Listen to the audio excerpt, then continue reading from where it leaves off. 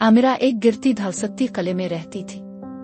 दूसरी शहजादों की तरह जो रेशमी कपड़े पहनती थीं और जवाहरात खाती थीं, आमिरा पट्टे हुए कपड़े पहनती थी और सादा रोटी और बीर खाती थी। इसके बाप बादशाह ने जंग में अपनी सल्तनत खो दी थी और अब उन्हें गुर्बत में रहना पड़ रहा था। आमिरा हालांकि कभी शकवा नहीं करती थी।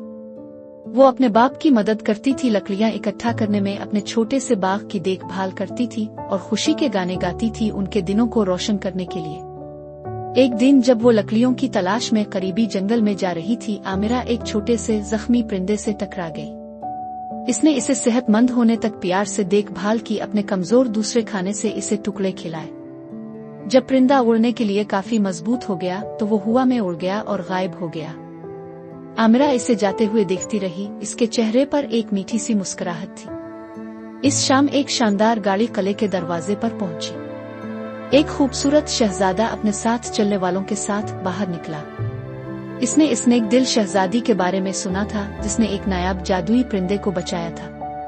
परिंदा आमिरा की नेकियों का शुक्रिया अदा करते हुए शहजादे के पास उड़कर आया और इसे आमिरा के बेसूद अमल के बारे में बताया। शहजादा आमिरा की नरमी और अदब से मुतासिर हो गया। वो इसे प्यार में गिर गया, इसकी दौलत और खूबसूरती के लिए नहीं बल्कि इसकी नेकियों और रहमदिल के लिए। उनकी शादी हो गई और आमिरा गरीब छोटी सी शहजादी मुल्क की सबसे खुश नसीब मलिका बन गई। मॉरल ऑफ द स्टोरी: सच्ची खूबसूरती अंदर से होती है। नेकियां और रहमदिली दौलत और माल से ज्यादा कीमती है। उम्मीद है आपको ये कहानी पसंद आई होगी।